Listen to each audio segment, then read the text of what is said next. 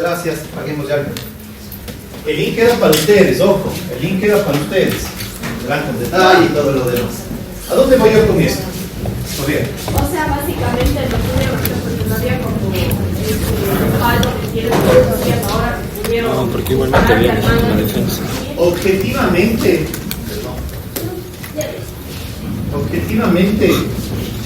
la policía tenía,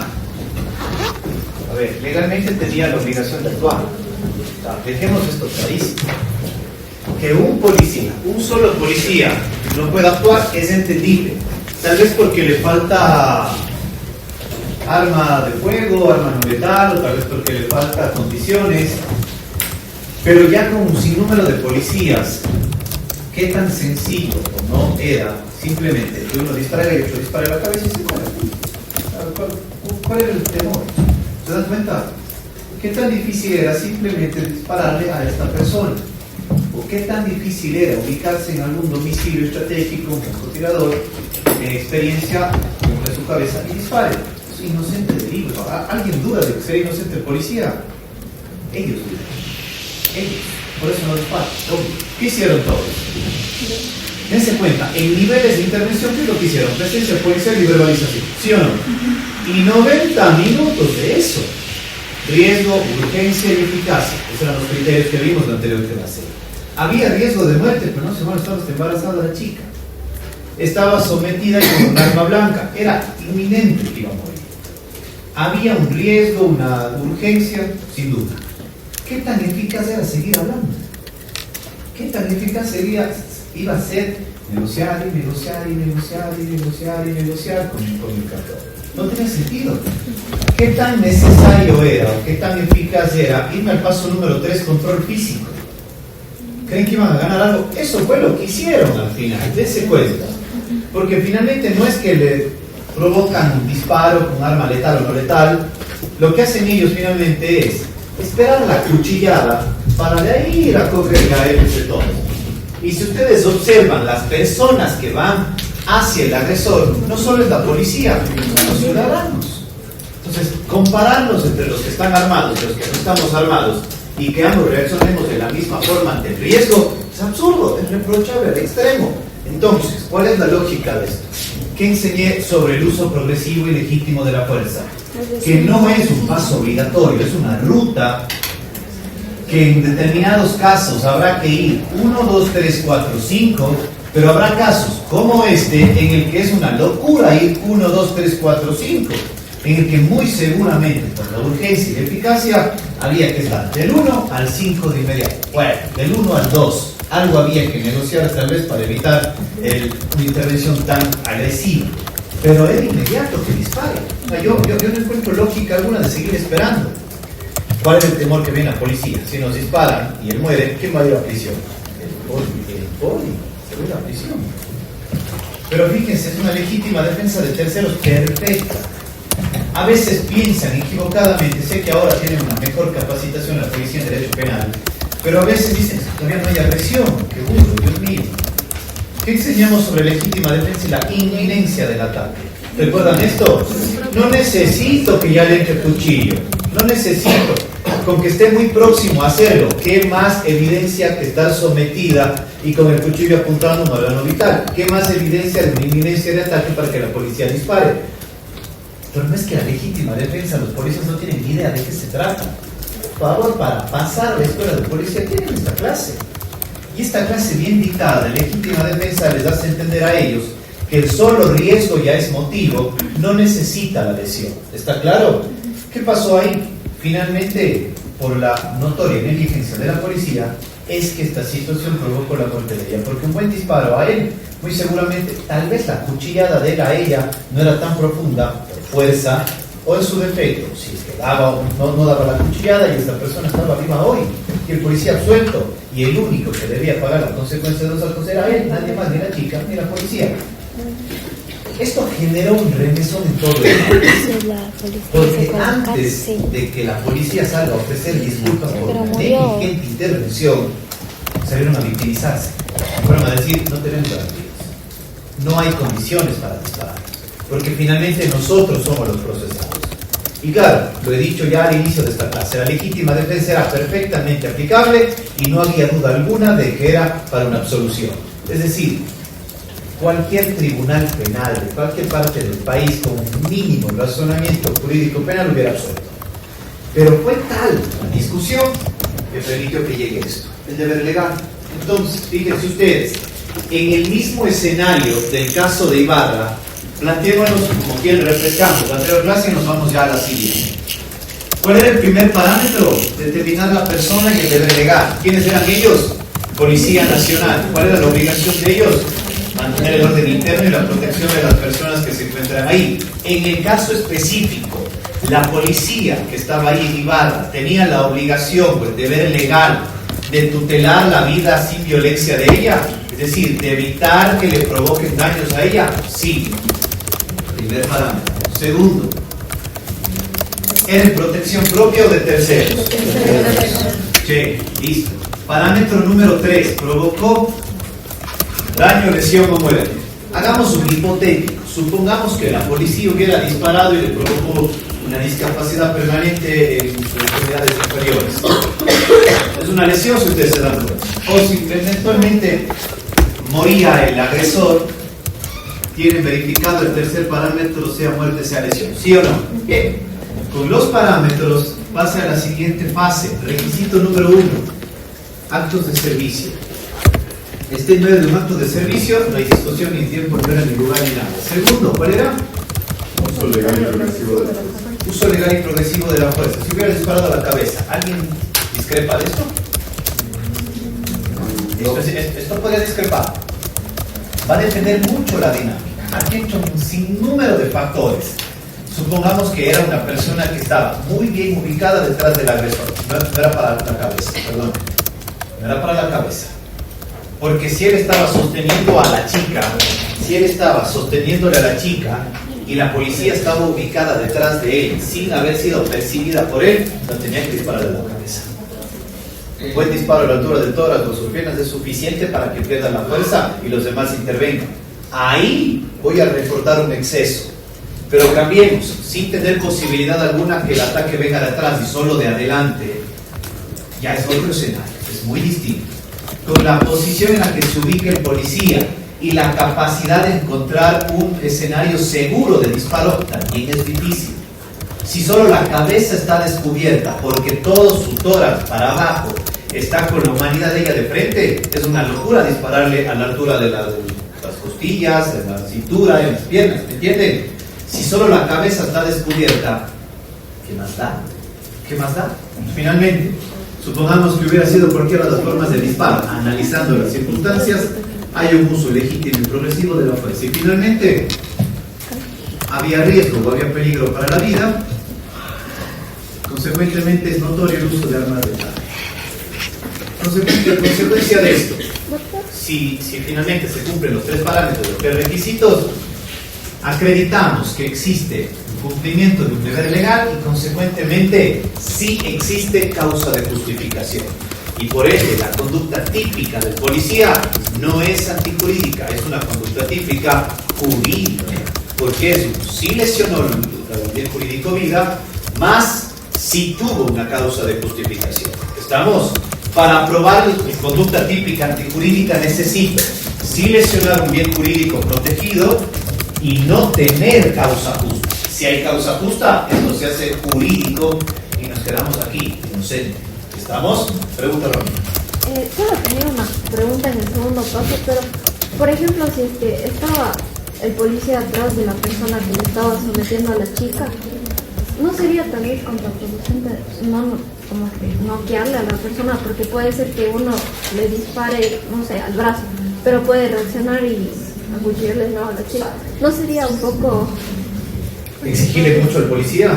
O sea, que es que yo tengo entendido que igualmente si es que, por ejemplo, le dispara al brazo, considerando que el policía estaba atrás, la otra persona puede seguir reaccionando y le puede apuñalar de nuevo. Sí, lo acepto. Puede ser que medianamente eso sea un criterio aceptable para la inocencia. No refuto, me parece razonable. Mucho depende de las circunstancias de caso por caso. Al final, Si ustedes se dan cuenta, ese caso puntual, la única discusión que va a tener es el numeral 2. La única discusión de ese caso va a ser un numeral 2, si es que realmente hubo o no hubo exceso de la policía al momento del uso progresivo de la fuerza. Es lo único discutible en ese caso. Es decir, si la muerte fue un exceso o realmente no hay exceso, porque la manera en cómo se ejecutó la acción es ideal para el resultado que fue evitar la muerte. ¿Okay? Todo es discutible en cualquier examen que me diga por este motivo, por este otro motivo, considero esto o el otro, acepto todos ellos, porque finalmente lo que me interesa es que sepan que el uso legítimo y progresivo de la fuerza necesita argumentación y no es rígido el 1, 2, 3, 4, 5. Pero eso, bajo criterios de urgencia, eficacia y emergencia o riesgo, no me acuerdo. Ok, dicho esto, superado el cumplimiento del deber legal con este grupo de personas, porque la causa de justificación cumplimiento de un deber legal es con el 30.1 y también se llama cumplimiento de un deber legal en el 30.2. Lo que cambia en primer momento son las personas. De ahí, la estructura de la causa de justificación no es que copio y pego acá, esperemos un ratito, acá tiene su propia regulación, pero esto para otras personas. Acá dejamos claro que era policía, Fuerzas Armadas y el Cuerpo de Seguridad y Vigilancia Penitenciaria. ¿Estamos hasta acá? ¿Alguien más, hermano? Tenga la bondad, verá, el tercer requisito, no me quedó muy claro ayer que decía que exista una amenaza o peligro inminente de muerte o lesiones graves establecido para terceros de los casos en los que se recurre al arma de fuego como munición letal. Usted decía que esto es una obviedad, pero que no le tomemos así tan literalmente, sino que también englobaba a los bienes jurídicos cualquiera, como por ejemplo el carro, que dice que dice el carro. O sea, se aplica para cualquier tipo de bien jurídico. A ver, ¿por qué digo que es una obviedad? El tercer requisito de 30.1 lo que me está diciendo es, usted puede aplicar un arma de fuego letal en casos en el que esté comprometida la vida o la integridad física, ¿sí o no? Okay. Entonces yo me hago una reflexión. Si no se está comprometiendo la vida y la integridad física, ¿está prohibido utilizar un arma de fuego letal, sí o no? No, esa es la conclusión a la que llegamos ayer. ¿Por qué? Vamos al caso del blindado. Se están llevando $1 millón. La policía ve de que no existe forma alguna de poder evitar el atraco que no sea utilizar un fusil hacia el vehículo. Es un arma de fuego letal, no es nada más ni nada menos. Entonces, la policía debe detenerse en el uso de ese arma de fuego porque finalmente no es vida ni integridad. No tiene mucho sentido. Entonces, ¿para qué está la policía? Le estarían colocando a la policía una suerte de prerequisito para utilizar un arma de fuego, sin dejarle un espacio a la policía de reflexionar o analizar el escenario para ver la prudencia o no. Con el requisito número 2 me parece que es absolutamente suficiente. Acto de servicio y uso progresivo de la fuerza supone entonces usted mida cuán riesgoso, cuán eficaz, cuán urgente es la mayor o menor intensidad de su ataque. Se acabó el problema. Pero lo que está diciendo el requisito número 3 es, vea, cuando sea vida y cuando sea integridad, usted puede utilizar armas de fuego letales. Pero también cuando sea vida e integridad, puede usar un arma de fuego no letal. Y puede utilizar control físico, y puede utilizar verbalización, y puede utilizar presencia policial. Todo puede usar, en todos los casos. Usted escoja el más o el menos en razón de la causa.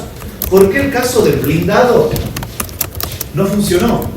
Con verbalización. Deténgase. Control físico. ¿Qué puedo hacer en control físico? Finalmente, arma no letal. ¿Qué puedo hacer para que no ocurra?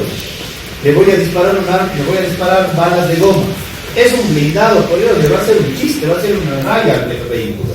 ¿Se dan cuenta? La policía en ese momento es, que si interpretamos el 30.1, el requisito tercero, no podemos disparar eso. Dejemos nomás que se vaya. Tiene lógica una suerte de intervención policial. La lógica está en el requisito número 2. Mire, compañeros, es que no hay otra forma. Tenemos que usar esto de la manera que sea adecuada. No vamos a disparar a la ventana, pero vamos a disparar hacia la parte inferior del vehículo para que finalmente golpee llantas, explote motor, lo que ustedes quieran. con la finalidad de que se detenga, y ahí intervenimos nosotros, punto. ¿Se entiende? Entonces, de una o de otra manera, el requisito tercero es una obviedad porque me dice, utilice arma de fuego letal cuando comprometa la vida o la integridad. Pero si no compromete la vida o la integridad, use nomás si es que el caso amerita. ¿Cómo sé si el caso amerita? El requisito 2 por el 3. ¿Estamos? Bien, la diferencia entonces está acá.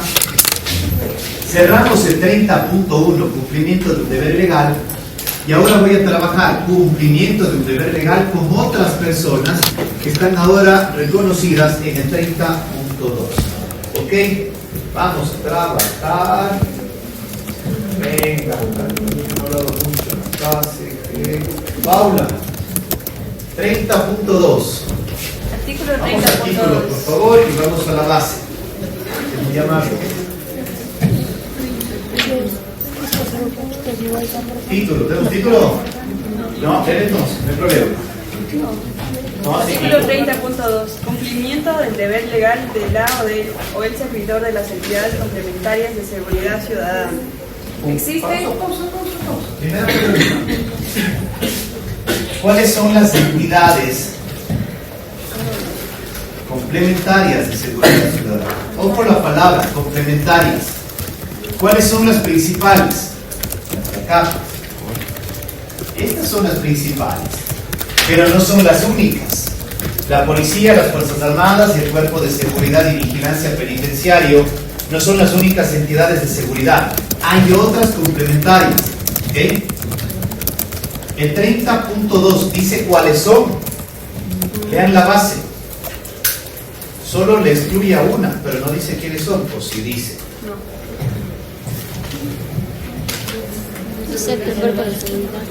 ¿Quiénes son? No dice. Vamos a poner el ejemplo. Los señores del EMO pueden atropellar a una persona que está huyendo con un bebé tras un secuestro. Vamos al ejemplo. Papá y mamá junto con su nene que están en el parque enseñándole a gatear a su pequeña hija, tienen la presencia de un ciudadano que con un arma de fuego les amenaza, inmediatamente toma a la bebé y empieza a correr en precipitada carrera, y los pobres padres, claro, hagámoslo más escándalos que los abuelos, pobres viejitos que están con las justas ahí, y se ven frente a una persona de 30 años que va con una bebé ahí, secuestrada porque le está privando de su libertad y está sometiéndola a su antojo, y va corriendo por la avenida mientras los pobres abuelitos gritan auxilio, auxilio. Los policías del MVP, estando en su vehículo, observan de que está corriendo esta persona y que está próxima a subirse al vehículo que le espera. Aceleran el vehículo, atropellan, la persona cae, no recibe mayor golpe. La bebé, rescatan a la bebé y le procesan a ellos por unas lesiones. ¿Pero? ¿Acaso el remot debe decir, no sé, yo policía no soy, conmigo tránsito, no está en vehículo, no es mi libro? ¿Correcto o incorrecto? El remot debe lavarse las manos, ya no es mi problema. Vemos. Cambie, no es el EMO, son los de los, ¿han visto los, cómo se llama, la Guardia Ciudadana? ¿Se han visto? ¿Han visto al comandante con todo su... La atropella en todo bici. su chonfa, todo el Alfredo ahí? ¿Ellos tienen la misma obligación o no? Si ven un secuestro y ven que una persona se está huyendo como un bebé, está próximo a abordar un vehículo que va a llevar al siguiente destino, ¿pueden ellos finalmente disparar? Pero no tiene nada.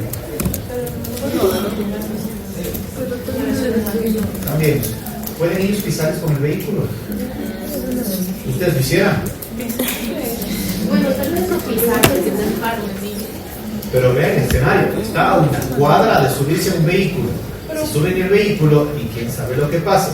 Supongamos, se sube en el vehículo El choco, ¿no? y le voy persiguiendo a ese vehículo y le choco, pero brutalmente, y provoco la muerte del conductor. Chocaría, ¿no? ¿Puede o no puede? Será amarito. No es la policía, no es las Fuerzas Armadas y no son miembros del Cuerpo de Vigilancia Penitenciaria. Son las entidades complementarias. Para poder definir, tengan la bondad, para saber quiénes entran en este grupo, nos vamos a ir una vez más al COESCOP. ¿Lo tienen descargado ya? Ya leímos una disposición sobre esto. Artículo 3, por favor, del Código Orgánico de Entidades Complementarias, Entidades de Seguridad Ciudadana y Orden Público, COESCOP. Artículo 3, por favor, todo el mundo.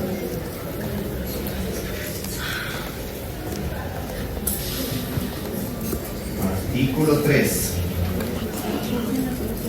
Perdón, artículo 2. Vamos a dejar definido, ojo, vamos a dejar definido quiénes son parte de estas entidades de seguridad complementaria, ¿ok?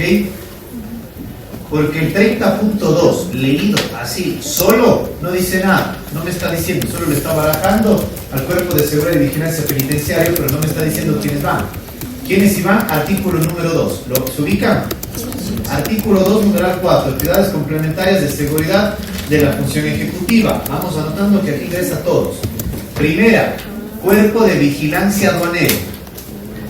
¿Ok? Segundo, Cuerpo de Vigilancia de la Comisión de Tránsito del Ecuador. Tercero, este no va. ¿Por qué no va el tercero? Cuerpo de seguridad. Porque el cuerpo de seguridad, ¿dónde está ese? Ese tiene 30.1. Cuidado. Entonces tengo hasta ahora 2. Vigilancia aduanera, vigilancia de la CPE y sigo al numeral 5. Cuerpos de control municipal o metropolitanos. Tercero, cuerpos de control municipal o metropolitanos. Cuarto, cuerpos de agentes civiles de tránsito. Y 5, cuerpos de bomberos. ¿Se ubicaron en el artículo 2 del COESCOP? Estoy tomando el 2, numeral 4, A, B, 2, numeral 5, A, B y C. ¿Me siguen? ¿Alguien se perdió acá? Bien, repito. Las entidades complementarias de seguridad, según el COESCOP, son Cuerpo de Vigilancia Aduanero, Cuerpo de Vigilancia de la Comisión de Tránsito del Ecuador, Cuerpos de Control Municipal o Metropolitanos, agentes civiles de tránsito y bomberos. ¿Estamos? Entonces, para esto sí. Perdón, del 5 es el... Cuerpo de bomberos. A, B. Sí, a ver. Sí. ¿Ok? ¿Está claro?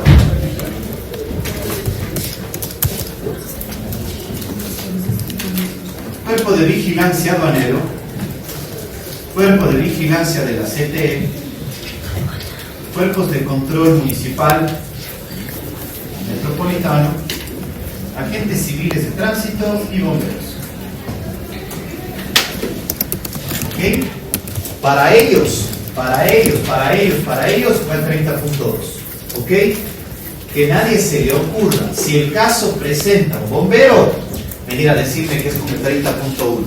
Cuidado, por favor. Lo primero que enseñé fue que aunque esta sea una causa de justificación de la antijuridicidad, los destinatarios son dos distintos grupos, los del 30.1 y los del 30.2. ¿Estamos? Venga. Paula, 30.2, solo la base, sin requisitos. Artículo 30.2. Cumplimiento del deber legal de la o el servidor de las entidades complementarias de seguridad ciudadana. Existe cumplimiento del deber legal cuando una o un servidor de las entidades complementarias de seguridad ciudadana, excepto del Cuerpo de Seguridad y Vigilancia Penitenciaria, al amparo de su misión legal en protección de un derecho propio o ajeno, cause lesión, daño o muerte a otra persona, siempre y cuando reúna los siguientes requisitos. Pausa. ¿Hay alguna diferencia por los parámetros? Los parámetros son exactamente iguales. No he borrado de aquí para arriba la clase anterior, de aquí para abajo la clase de hoy. ¿Algo ha cambiado en los parámetros? Nada, absolutamente nada. Primer parámetro del 30.1. Definir qué entidades y cuál es el deber legal. ¿Sí o no? Ok. Parámetro número 2. Que sea en protección propia de terceros. Coincide. Parámetro número 3. Que puede provocar muerte, lesión o daño. ¿Sí o no? es el deber legal de cada una de estas personas? Vamos a revisar una por una, va a tomar un montón de tiempo, pero necesito que finalmente el artículo 3 del mismo puesto define de una manera genérica cuál es el deber legal de cada una de estas entidades. Vamos a dar lectura. ¿Quién tiene el puesto? Por favor, 3. Artículo 3. Funciones de seguridad ciudadana, protección interna y orden público. Las entidades reguladas en este código, de conformidad a sus competencias, con la finalidad de garantizar la seguridad integral de la población, tienen funciones de prevención, detección, disuasión, investigación y control del delito, así como de otros eventos adversos y amenazas a las personas, con el fin de garantizar sus derechos constitucionales y la convivencia social pacífica. En este marco realizan operaciones coordinadas para el control del espacio público, prevención e investigación de la infracción, apoyo, coordinación, socorro, rescate, atención prehospitalaria y, en general, respuesta ante desastres y emergencias. Bien, ¿está claro? En términos generales, las entidades complementarias de seguridad ciudadana tienen como intención proteger a todas y todos y atender emergencias, situaciones de última hora y, en definitiva, disuadir cualquier infracción que esté como cometerse o impedir que se llegue al consumo. ¿Ok? En definitiva, todas estas entidades lo que hacen es, no son principales, son complementarias. ¿Y cuál es la lógica de esto? Sería absurdo pensar de que solo la Policía Nacional puede intervenir en ese secuestro e impedirlo. Sería absurdo. Es decir, si es que solo le limitáramos las funciones de protección de los y las ciudadanas a determinada entidad y le restaríamos la función a estas personas, estaríamos a merced del crimen en cualquier momento. Porque finalmente, si está un crimen frente a la MOVP, a los agentes civiles de tránsito, ellos van a decir, no sé, me hago de la vista gorda porque no hay problema. ¿Se dan cuenta? Entonces, la naturaleza misma de la entidad complementaria es ser refuerzo, ser equipo, reemplazar cuando los principales no se encuentren, pero no quiero decir con esto de que ellos cumplan las funciones hasta el final. Ejemplo, en el caso del MOVP, el agente civil de tránsito que pisó al secuestrador, lo que debe hacer inmediatamente es llamar a los servicios de emergencia por el bebé o la bebé e inmediatamente retener a este ciudadano. Pero de ahí llega la policía, pero de ahí llega el departamento de criminalística para levantar evidencia. Entonces lo que han hecho ellos simplemente es complementar una situación de seguridad y luego que lleguen los principales a intervenir. Esto pasa toda la vida. Vamos, entonces, si me refiero a todos ellos, quiero que regresemos por favor al ejemplo del secuestro de este bebé y el agente civil de tránsito que en su motocicleta o en su vehículo ha atropellado al secuestrador, provocando su caída y la fractura de sus huesos de las extremidades inferiores y por ende ha salvado del secuestro a este bebé. ¿Está claro hasta acá? Bien. Vamos a ver los parámetros en el caso. Parámetro número 1.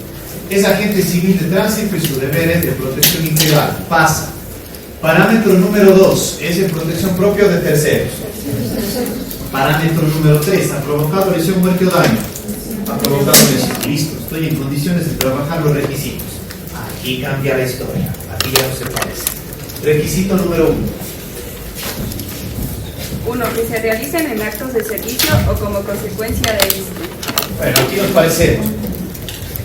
Los dos últimos incisos, por favor, vamos a dar lectura y vamos a revisar si se trata o no se trata de lo mismo o hay alguna diferencia. Porque actos de servicio yo ya lo expliqué. Criterios de análisis de los dos últimos o tres incisos, Pablo. requisitos. Por acto de servicio se entienden las actuaciones previstas, simultáneas y posteriores ejecutadas por la o el servidor en cumplimiento de su misión constitucional y el deber legal encomendado, inclusive el desplazamiento del servidor o servidora desde su domicilio hasta su lugar de trabajo y viceversa. También se considera acto de servicio cuando la actuación del servidor o servidora se realiza fuera del horario de trabajo, en cumplimiento de su misión legal, observando la amenaza o peligro latente, eficacia de la actuación y urgencia de protección del bien jurídico. ¿Algo ha cambiado? Absolutamente nada. Absolutamente nada. ¿Ven alguna diferencia de la anterior regulación y esta? Me está diciendo finalmente antes, durante y después.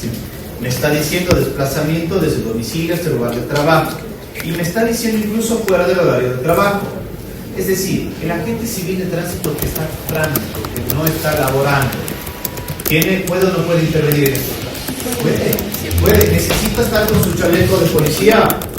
Necesita llevar su libretita de multas. No necesita nada. Él 24/7, al igual que los de aduanas, el CTE, los de control municipal o los de la Guardia Ciudadana, los agentes civiles o la gente de los bomberos, puede estar como sin uniforme. A ellos se les encomienda una intención de ser complementarios de seguridad. Así que jamás va a ser un argumento admisible en la Corte decir que no estaba con uniforme. Eso es indistinto.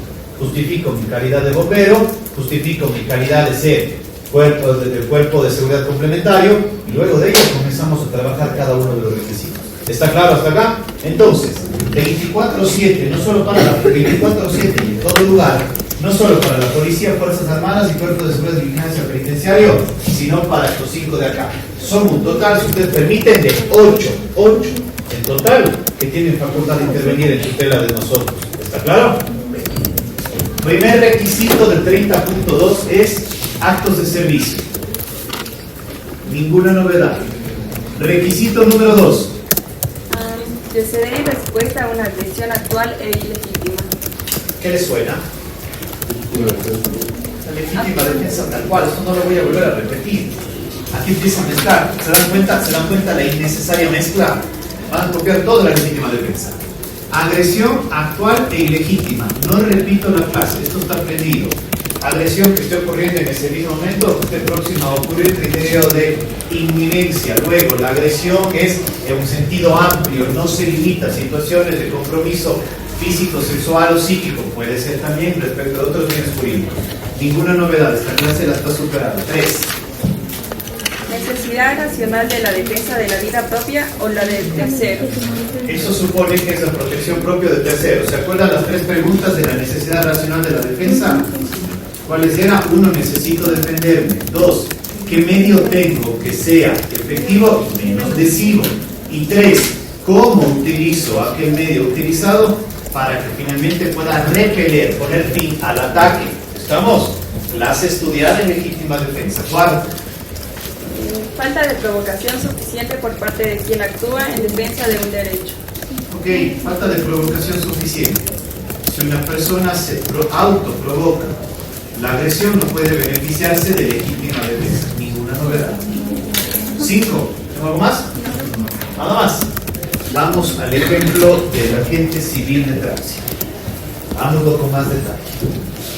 Cambien a bombero, cambien a guardia ciudadano, cambien a CT, lo que ustedes quieran. Está un patrullero ubicado en las baterías de estacionamiento del Parque del Paraíso de la ciudad de Cuenca. Los abuelitos están felices con su nieto que está aprendiendo a gatear en el llano del Parque del Paraíso. No está con balizas colocadas, con balizas prendidas, tampoco existe ningún escenario de que estén haciendo un operativo. Está ahí, parqueados en una batería, el patrullero con 2 agentes civiles de tránsito. ¿Estamos?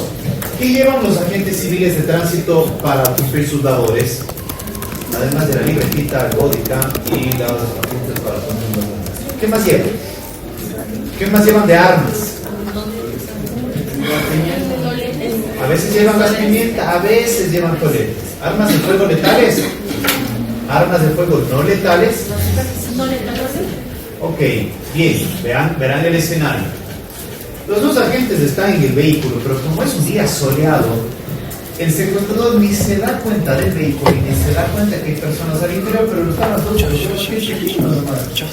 felices de ver a Boba cómo está poniendo la tierra. Y justo observa de que llega, le muestra el arma de fuego, los abuelos se asustan, fíjense, 2 personas ya de cierta edad, toman, muy mal hecho, toman a la bebé y se lo va llevando. Los pobres viejitos se levantan desesperados y los agentes se alertan. Claro, hay constancia de que reportan la emergencia. Hay un secuestro de un bebé en este momento en el Parque Paraíso.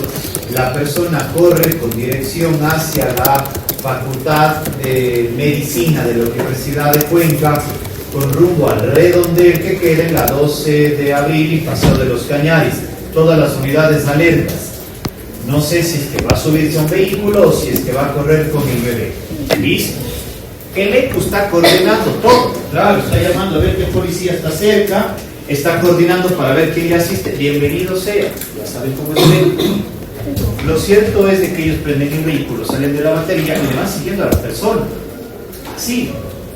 Mientras más acelera, más se acerca, se está corriendo en plena vía. Y observa de que hay un vehículo próximo a hacer el abordaje de estas personas para huir. Aceleran en demasía, estamos 80 kilómetros por hora, y hace un giro para darle con la punta del vehículo, no le da directo, porque finalmente podría matar también al bebé. Finalmente, hace un giro para golpearle con la parte anterior derecha del automotor. Logra golpear la altura de las piernas, la persona cae, el bebé cae, inmediatamente los del otro vehículo se dan a la fuga y se bajan los agentes.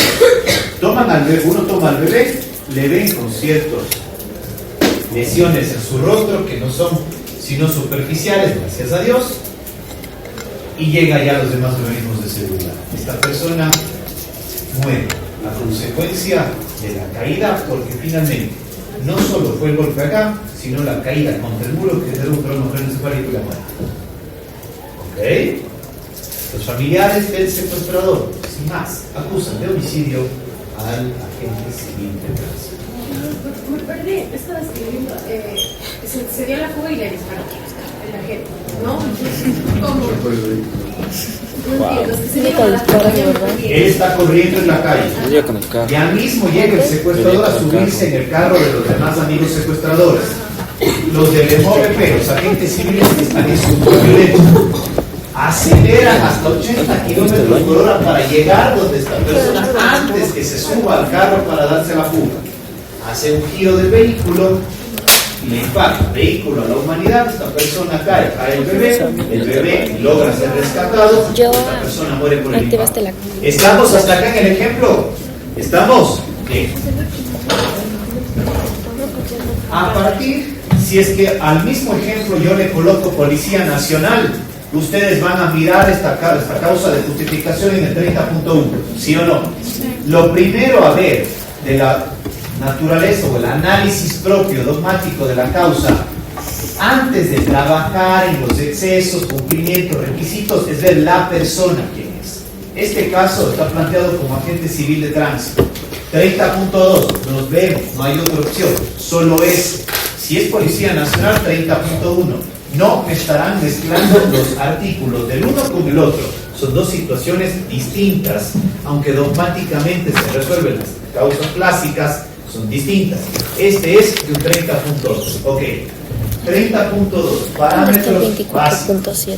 Primer parámetro del 30.2. ¿Cuál es? ¿Quién es el que interviene? El agente civil de tránsito. ¿Cuál es su deber legal? Proteger a todas y todos como entidad complementaria a la seguridad ciudadana. Segundo, hubo protección propia de terceros, del bebé.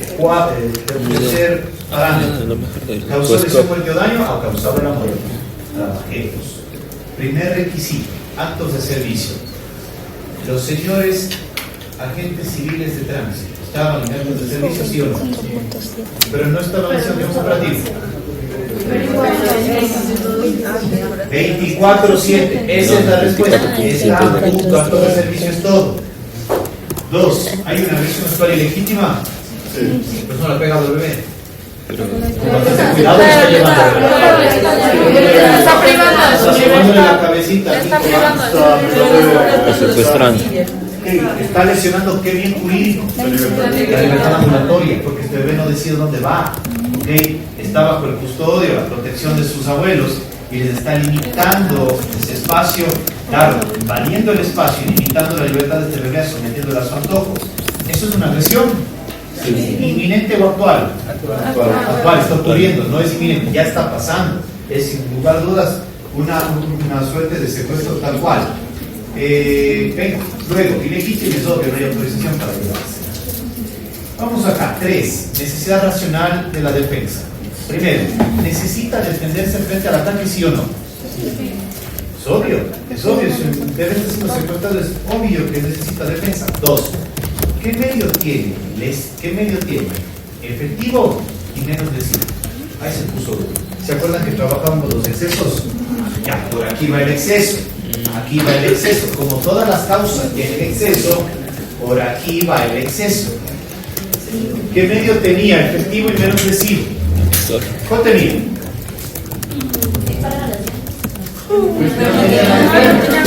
Es que vamos a eso. Por eso pregunté, ¿qué llevan los agentes? No van a hacer el cono. Hasta que coge el cono y va para afuera y se le lanza.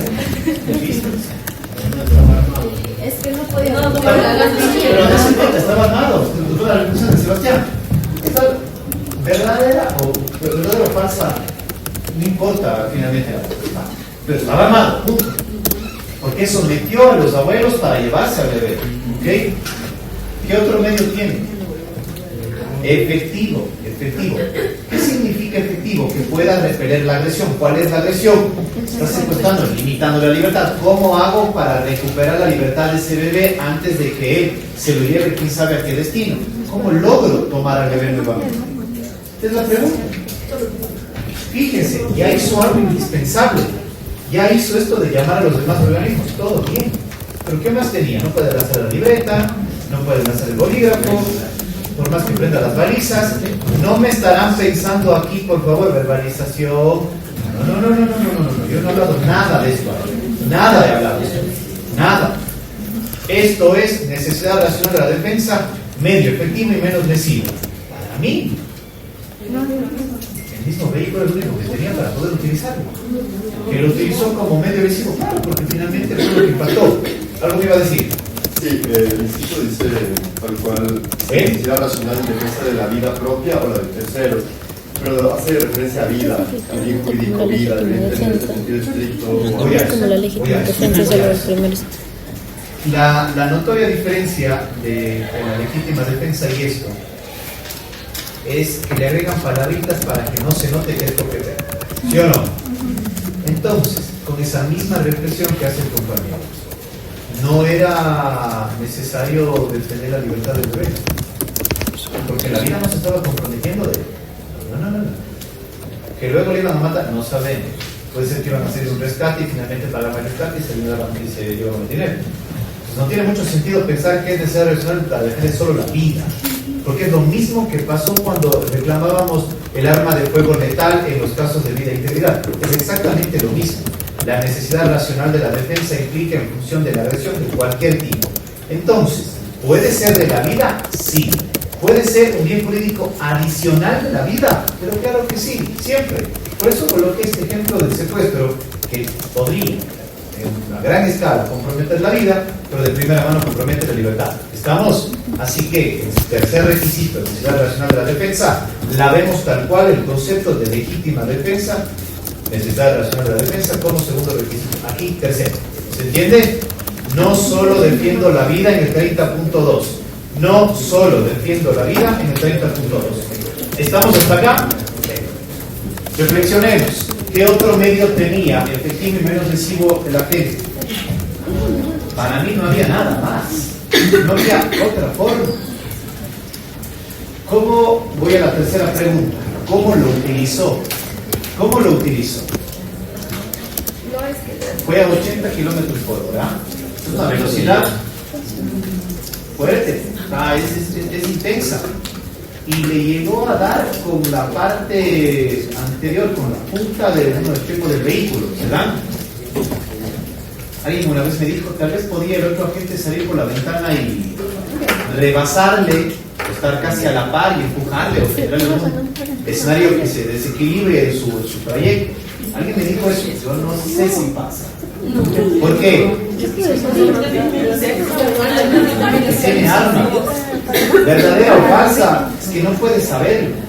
Entonces, finalmente, claro, yo acepto el argumento, pero me parece que también está muy a los superhéroes.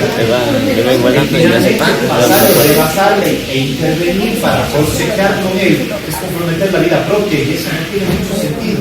La lógica de la defensa es: logro evitar que se consume o logro parar la agresión, pero tampoco comprometo mi propia vida, porque esto no es un sacrificio, es un salvamento.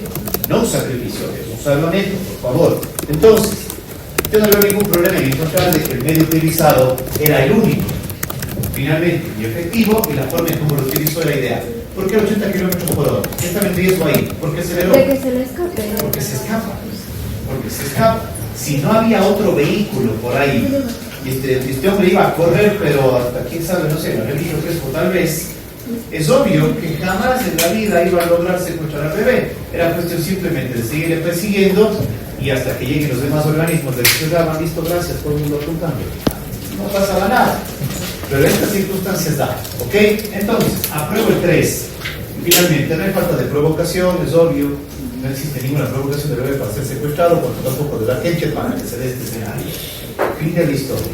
Si se dan cuenta, del 2 al 4, la básica y clásica, legítima defensa. Lo único que le hemos agregado a 30.2 es actos de servicio. ¿Se entiende? Supongamos que no existiría esta regulación de 30.2. ¿Con legítima defensa puedo resolver el caso? Sí. Igualito. No necesito que sea agente o no sea agente. Cambiemos el ejemplo. Yo hago eso. Supongamos que yo no soy ni policía, ni Fuerzas Armadas, ni del Cuerpo de Seguridad y Vigilancia Penitenciaria, ni ninguna de las 5 restantes. Yo hago eso. Observo que a un bebé le están secuestrando específicamente en el Parque Paraíso, y yo acelero, y yo le piso, y yo provoco la muerte. ¿Cómo me van a defender? Legítima defensa la misma. Por eso muchísimas veces, alguien una vez me preguntó y me dijo: mira, ¿qué me pasa si algún día cuando yo estoy camino a casa porque vivo bien lejos noche y me da miedo, alguien se cruza por la vía y me está cortando el juego? Písale. Eso le dije, písale. Pero me voy a la cárcel, nunca. ¿Me juras? Te juro. ¿Alguien duda? Imagínense que están camino a su casa, que están llegando a determinado lugar, una persona se cruza y le apunta la cabeza. ¿No creen que es una agresión inminente, actual? Que es necesario defenderse porque está en compromiso la vida, que el único medio que tienen efectivo es el vehículo y acelerar, y que finalmente lo utilizan de la única manera posible para repeler, que es embestir a la persona, y que no provocamos el robo ni el compromiso a la vida? Y sí, dicen, se acabó el problema. Se acabó el problema. ¿Y huimos o nos quedamos ahí? Eso le preguntan al profe de procesal para saber qué tan buena estrategia es esta o no. Es distinto. Yo creo que es distinto, sobre todo porque eso generaría un problema procesal. En mi clase, por favor. Porque de primera mano la fiscalía podría indagar una suerte de muerte o lesión culposa por accidente de tránsito, obvio, que parece atropellamiento de la señora al señor. Y yo me defendería bajo la suerte de que usted está equivocadísimo, porque aquí no existe ningún atropellamiento, existe una causa de justificación, amigo, y es que yo lo hice con un solo propósito. Ni siquiera es culposa, es dolosa, porque yo quise. Conocía que estaba invistiendo a una persona y lo quise hacer, entonces aquí no hay nada de culpa, aquí hay un dolo puro y duro. Entonces, listo, o sea, si me quieren acusar por lesión dolosa o lesión culposa, me da igual. Las categorías dogmáticas no cambian, sea dolo, sea culpa. O sea, nunca cambié yo decía. Finalmente me defiendo con la legítima defensa. Listo.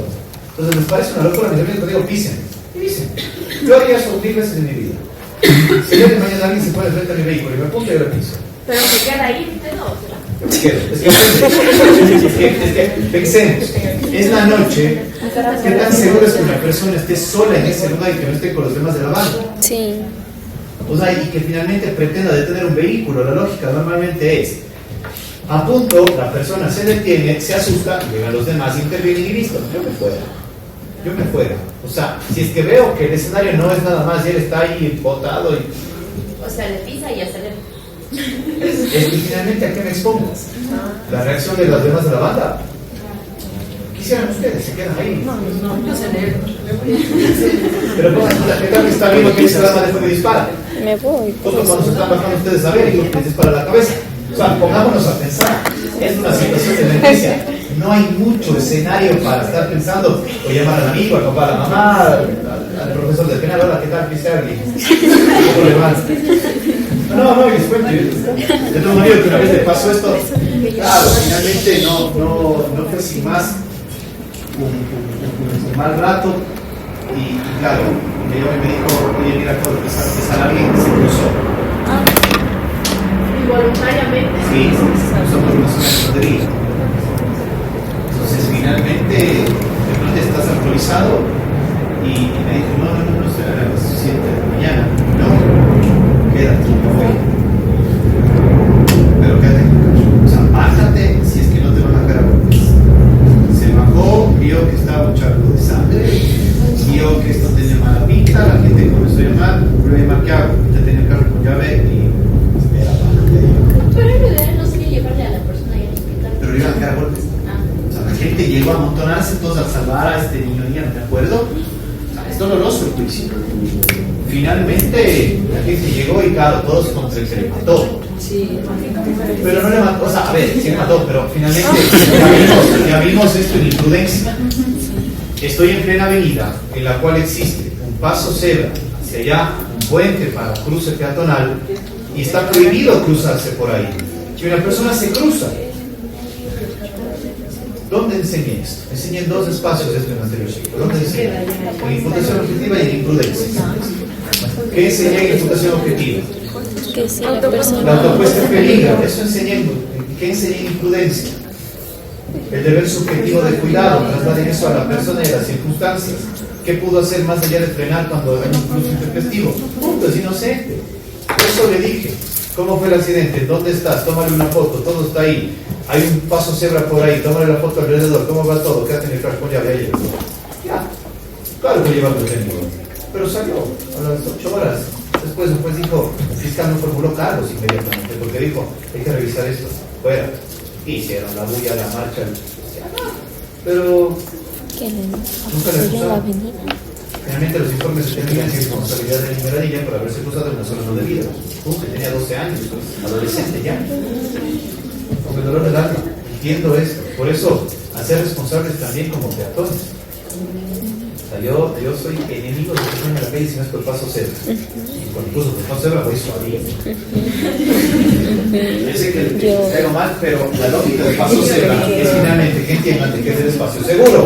Para eso es el paso cebra. Si alguien le atropella en el paso cebra, no tiene forma alguna de poder liberarse de la sanción. Obvio, no es porque una zona que esté con las condiciones, ¿no? Pero pisar a una persona en una zona que no es paso cebra podría ser cuestionable.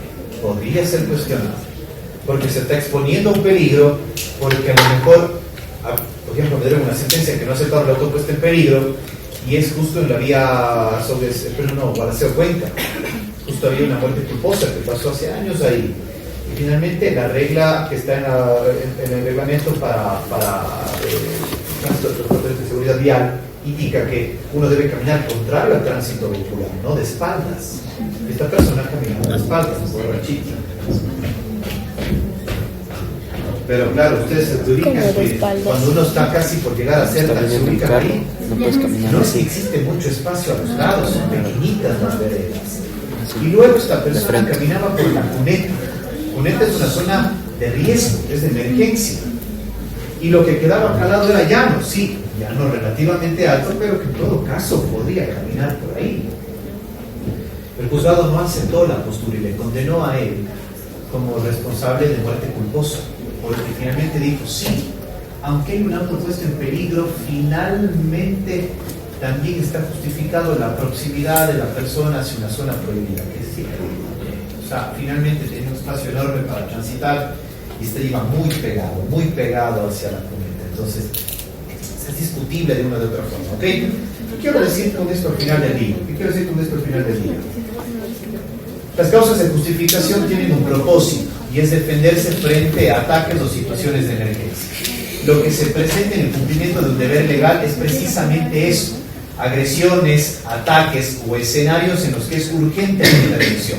Y lo que ha hecho el 30.1 y el 30.2 simplemente es resaltar las personas obligadas a intervenir 24/7 y darles a través de la construcción normativa condiciones para intervenir bajo seguro para que el día de mañana sean absueltos. ¿Ok? Ni más ni menos. No nos olvidemos que aunque es la misma causa de justificación, son dos cosas distintas, el 30.1 y el 30.2. A la agente civil de tránsito no le van a medir el uso progresivo de la fuerza, ¿ok? Pero al policía tampoco le van a calcular una legítima defensa. ¿Se entendió esta conclusión? Listo, hemos entendido la pasemos muy rápido. Justo en ese caso, no sé si se escuchó usted, me parece que hace un mes, en la autopista Flores Cuenca, a la altura de Supermaxi, le pisaron justo a un señor que estaba cruzando. Que como fue como en el caso del borrachito. Su cabeza estaba caminando así. En ese caso, no sé si ustedes El carro estaba vendiendo aquí. Le hicieron homicidio culposo porque antes sí estaba en no autopuesta sé en mucho la peligro. historia, Porque estaba cerca de la canal y había un caminito, una hierba que podía caminar. El conductor sí estuvo cerca de la canal que a ver, algunas cosas son tenía importantes espacio decir para en estos casos de tránsito. A ver, Como que no yo puede ser enseño y por eso les digo, por eso es muy importante el siguiente siglo que tengan como profesor de procesal penal, porque se está viviendo el la carro, el investigación es tránsito. súper importante, sobre todo en práctica también. El complemento ideal de mi clase es el siguiente año. Es el complemento ideal de mi clase. Porque los fundamentos, si ustedes quieren, dogmáticos, jurisprudenciales o todo lo que implica ciencia penal lo doy yo. Lo que implica ya las reglas del juicio, la regla de prueba, las experiencias propias de peritajes, qué se pide, qué no se pide. Cuando se pide esto, ven el siguiente. ¿Okay? ¿Por qué digo esto? Porque aunque yo tenga muy claro la autopuesta en peligro de la víctima como tercer escenario dentro de la situación objetiva para descartar el resultado al acto de mi cliente, necesito pruebas. Esto es muy complejo. Prueba. ¿Cómo se consiguen las pruebas? Uno debe saber muy bien, conocer la escena, saber qué se pide en los peritajes. Luego de eso, cuando el peritaje es favorable, desfavorable o sin lugar a dudas intermedio, hay que saber interrogar para que se vea correctamente este fundamento, si ustedes quieren, dogmático, aplicado al caso. ¿Ok? Entonces, aunque yo le podría decir, para mí es una autopuesta en peligro, que un señor se haya pasado corriendo la autopista justo cuando pasaba determinada persona, puede ser que le hayan sentenciado. A mí me sentenciaron, porque claro, fíjense, este señor borrachito, si se ubica donde estoy hablando de Guaraceo Cuenca, justo cerca de la llegada a Presbillo, que es para Celta y demás, ¿nos ubican por ahí? Ok, ¿qué pasa entonces? En la cuneta es un lugar para estacionamientos o detenciones de emergencia. La cuneta sí puede estar una persona por emergencias, ¿ok? Para emergencias. Bueno, no hay otro propósito. No está autorizado conducir a la cuneta. Solo está autorizado detenerse por emergencia o que alguien contamine. No puedo decirte de Rami más que ya. Y esta persona emergentemente podría caminar ahí solo si no tiene un espacio seguro. ¿Estamos?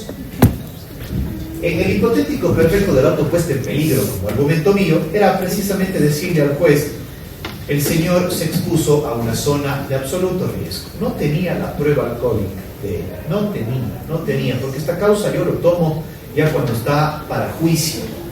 Y aunque los testigos dicen, tambaleaba, en derecho penal ustedes no pueden por la persona tambalea decir que estaba alcoholizada. Eso simplemente... Claro, o estaba mareado por otra causa, o finalmente es una apreciación subjetiva de alguien. Alguien puede decir de que yo camino chueco, recto, o que alzo mucho o poco el pie al caminar, pero eso es una apreciación absolutamente subjetiva. Y en derecho penal no hay mucho espacio para el espacio subjetivo. Alguien no puede, porque eso significa presumir o sospechar o hacer conclusiones basadas en simples suposiciones. Eso está prohibido en penal.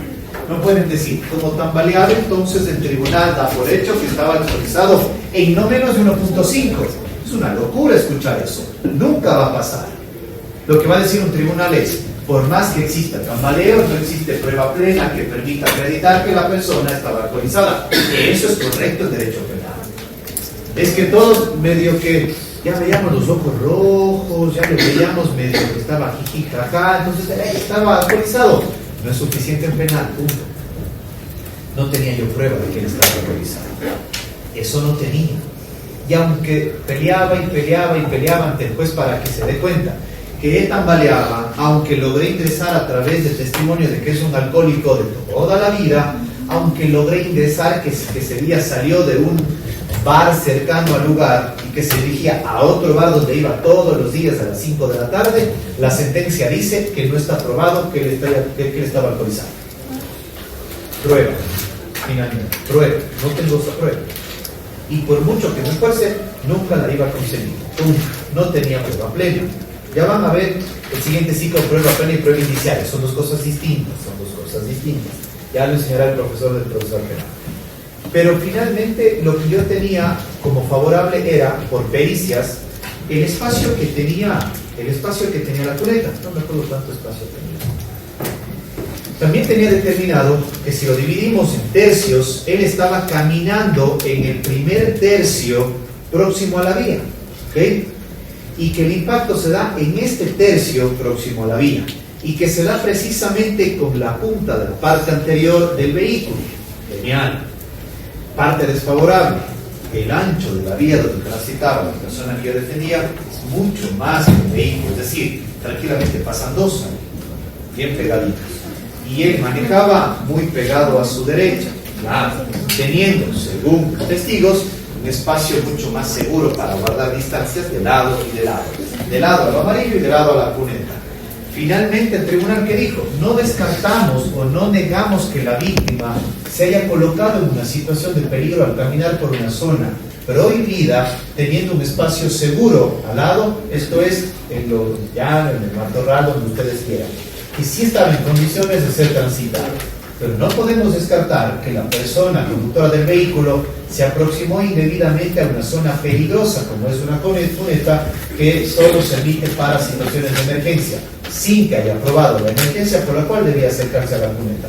Consecuentemente, no podemos tener certeza de la tesis del supuesto en peligro plena de la víctima y la ninguna creación de peligro por parte del acusado y de condenados.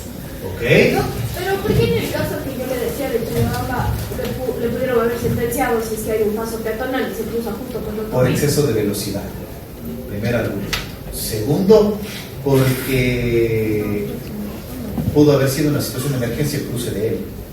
Porque a lo mejor, no sé, me atrevo a decir, no sé si hay alguna situación que impida subirse al paso peatonal. Por eso digo, no puede ser tan sencillo. ¿Cómo yo hubiera defendido eso? O sea, ¿qué hubiera preguntado yo hipotéticamente a un perito? Muy seguramente habrán dicho, estaba a 120 kilómetros por hora. Yo le hubiera dicho, ok, ¿cuánto es el límite acá? 90 kilómetros por hora. Perfecto. En 90 kilómetros por hora, y tomando en cuenta la persona donde se encontraba ubicada, porque es una línea recta, no es con curvas en ese preciso lugar. Y es justo en el tercer carril para rebasar. Hacia acá. Ajá, o sea, era autopista Cuenca-Sogues, Sogues-Cuenca.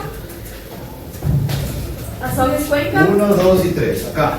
En el izquierdo, para rebasar. Entonces, podía el mando acelerar para rebasar al siguiente carro. Ok, podría, pero es que digo, necesita muchos detalles, porque se estaba rebasando cambia toda la historia. Luego, las preguntas hipotéticas que hacen los fiscales, como en ocasiones hago yo, es si la persona iba a la velocidad correcta, ¿puede evitar el accidente en razón de su capacidad de visibilidad? Y muchas veces ponen sí. ¿Por qué? Porque iba en línea recta, porque pudo haberle visto desde mucho tiempo atrás, y porque manejando velocidad de vida, si lograba frenar ese vehículo en las condiciones en las que estaba, que es un vehículo nuevo, muy seguramente, si le impactaba, el impacto no era tal, o muy seguramente no le impactaba. El hipotético sirve para peritos, sirve para peritos, ¿ok? Pero mal haría en decir cuál es la resolución del caso correcto, porque falta mucha prueba, ¿ok? Depende también Yo digo ahí que no estaba nada el caso peatonal. A lo mejor está suelto. Sí. Tal vez sí, no sé. Al final, los procesos no están formulados. Aunque yo enseño acá mucha fórmula para la instrucción dogmática, trasladar la fórmula a prueba es lo más difícil que existe, lo más complicado. Cuando yo suelo enseñar en el siguiente ciclo, ya no lo enseño, práctica penal o prácticas 3, yo doy la clase con casos.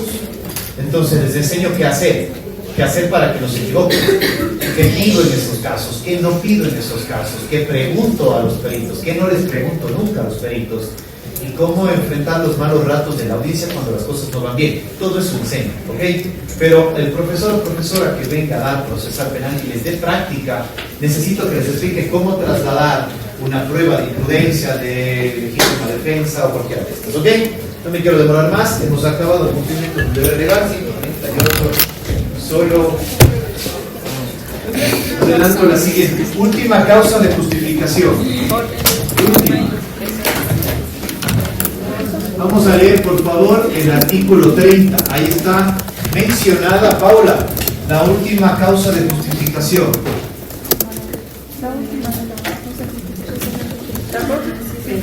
30. El último inciso. Artículo Tampoco 30. Por favor. Tampoco existe infracción penal cuando se actúa en cumplimiento de una orden legítima y expresa de autoridad competente o de un deber legal debidamente comprobados. Genial, vamos a revisar. Ustedes saben que estamos en la etapa o en la categoría de juridicidad que arranca desde el 29, ¿está bien? Y termina en el 33. ¿Sí? Sí, porque el 24 ya es culpabilidad, ¿estoy bien? Sí. Ya, pues estás revisando del 29 al 33, en donde se describe la orden legítima y expresa de autoridad competente. Porque todas han tenido descripción. Legítima defensa tiene, esta defensa tiene, cumplimiento de regla tiene. ¿Dónde está?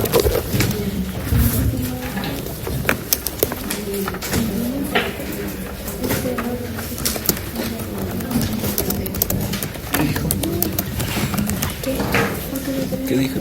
Que busque dónde está el orden legítimo y dónde explica. O sea, veas, tienes el cumplimiento de una orden legítima y expresa de la autoridad competente. Busca en qué artículo está.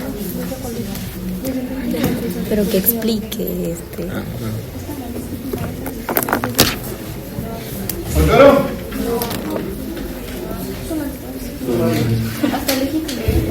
¿Cómo es posible que el artículo 30 del COIP diga que hay 4 causas de justificación y solo estén descritas 3?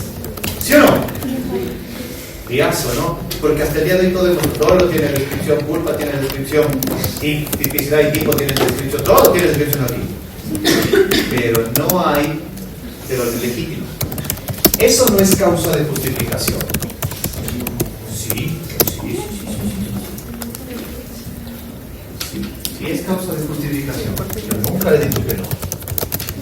¿Cuál es el conflicto que presenta esta causa de justificación? No tiene una descripción normativa. ¿Ok? La orden legítima y expresa de autoridad competente, ideas base, no tiene regulación normativa expresa. No tiene regulación normativa expresa. ¿Qué quiero decir? No tiene un artículo específico en el cual me diga cuáles son los requisitos. No hay. ¿Qué pasa en materia penal? Esto es explicarlo con detalle. Yo les coloqué un problema enorme cuando hablé del principio de legalidad. ¿Qué fue lo que dije? No le agregué nada, no le quite nada, respete lo que está como tal en el código. Usted no puede agregarme una coma a nada. Fin de la historia. ¿Qué hacemos acá? La lógica de que existe esta causa de justificación y que no tenga ninguna suerte de regulación expresa normativa es que la sola frase al entendimiento del legislador es suficiente. ¿Ok? Entienden que por decir orden legítima y expresa de autoridad competente supondría que los elementos es una orden que sea legítima y expresa y que le emita una autoridad competente. Qué absurdo, ¿no? Facilito, no está. ¿Ok? Si bien debo respetar el sentido literal, obvio, la básica es que existe una orden legítima y expresa de autoridad competente, el que no existe una regulación normativa expresa me permite acudir a la doctrina para poder darle contenido. ¿Dónde se autoriza esto? Permítanme un segundo, van a revisar el Código Orgánico de la Función Judicial. Código Orgánico de la Función Judicial. Y vamos a revisar el artículo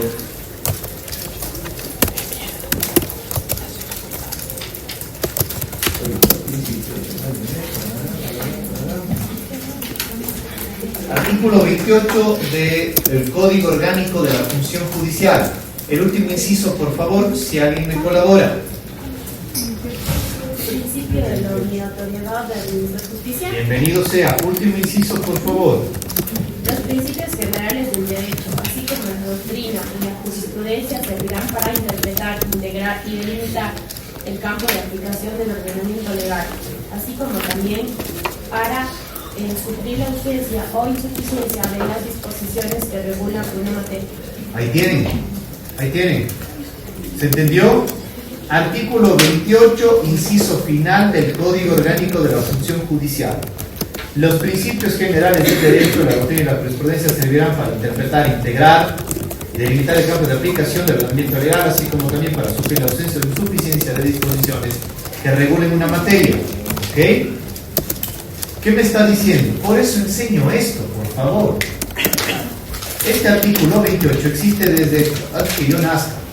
Yo nací en 1992, miren ustedes. Hace mucho. Y ya existía este principio de obligatoriedad de administrar justicia basado en un sinnúmero de fuentes. ¿Ok? Así que cuando se enseña derecho y no se enseña con jurisprudencia ni doctrina, resulta ser que están enseñándole solo una parte de las posibles formas de interpretar el derecho. Ahora, alguna vez a alguien se le ocurrió decir en una audiencia conmigo de que me resulta aburrido y absurdo que yo explique dogmática penal y jurisprudencia, que no tiene ningún sentido de aplicación, nada. Claro, no me ofendí porque dije, no te voy a ofender, ¿no? Artículo 28, de ley le dije, mire, todos tenemos el mismo código, el 28, el inciso final, ahí está la lógica de que utilice esto. Entonces, ¿por qué es importante ahora la doctrina de la dogmática penal? Porque no tienen reglas ustedes aquí, nada. Les voy a dar un sencillo ejemplo. Una persona, un agente de rango superior, un policía, ojo, policía, a ver, coronel de Estado Mayor de Policía, estando en medio de un operativo, antidelincuencial, advierte la posibilidad de un disparo y le dice a un inferior, a un sargento, dispara contra esa ventana, nos van a disparar, dispara contra esa ventana. Jefe, yo no, dispara contra la ventana, dispara y mata al inferior. ¿Me siguen? Está en un operativo antidelincuencial, está en un, si ustedes quieren, un allanamiento para encontrar evidencia, un delito de narcotráfico. Lo cierto es de que están todos los organismos de seguridad, todos los distintos estamentos de la policía y especialidades, y está un coronel de Estado Mayor, y le está diciendo, ojo, le está diciendo a un inferior, dispara. Jefe, pero es que no hay, dispara. Han matado a alguien. ¿Y saben qué? Una abuelita, 70 años, se equivocaron de casa. Era la verdad. ¿Culpable o inocente? Fue una orden, fue legítima. No sabemos si fue legítima. Fue legítima. ¿Ustedes recuerdan cuando en la época judicial estaba en un operativo antidelincuencia se hacía depósitos de dinero en la, o cuando ustedes fue una orden legítima? consiguen valores de la Corte de Justicia? Sí. Por ejemplo, ¿qué tal que finalmente una persona viene ¿Qué es legítimo? demanda boletas de cambio, cheques? Ya supongamos que ¿quién es superior o inferior? ¿El juez o el secretario? El juez dice, el secretario rompe la letra de cambio. Quema. Jefe, son $50,000 de neta. Quema. A ver, ¿quién es el que entregó su dinero? Quema. Bueno, recurso de fraude procesal. ¿Destruye evidencia? No sé, a mí me dijo. Clarito me dijo, por WhatsApp está grabado. Me quemas la letra de cambio del juicio 345-2021. Yo le refuto, jefe, pero no me digas pero, quema. Punto. Vamos. Otro ejemplo. Una autoridad municipal, el alcalde se acerca al espacio de compras públicas y dice, ¿qué fue mi carrito? ¿Qué fue mi carro? ¿No ven cómo están las situaciones de carro viejo, ese Toyota? ¿Qué fue mi carro? Un negro bonito ahora viendo. ¿Qué fue? Grita en el departamento de compras públicas. Y todos no, generan un escenario para comprar irregularmente el vehículo. No digo que sea así o no, es simplemente un ejemplo. Ellos se pueden defender de la irregularidad o del posible peculado diciendo de que llegó el alcalde a decir ¿qué fue mi vehículo? ¿Es un orden legítima y expresa autoridad competente? Clarito dijo el alcalde. ¿Qué fue mi carro? ¿Es una orden? ¿Pueden dar esa orden? Todo esto vamos a ver la siguiente clase, pero no con el COI. La siguiente clase habla de absolutamente dogmática penal para entender en qué casos puedo decir no es conmigo, allá estuvo la orden y yo quedo bien librado pese a que cometí una conducta típica. ¿Me siguen hasta acá? Hasta el momento que hemos visto que existan reacciones por legítima defensa para tutelar derechos de terceros o propios, estados de necesidad por derechos propios de terceros, o cumplimiento del deber legal porque hay una persona encargada de tutelar bienes jurídicos de terceros o propios en el ejercicio de sus funciones.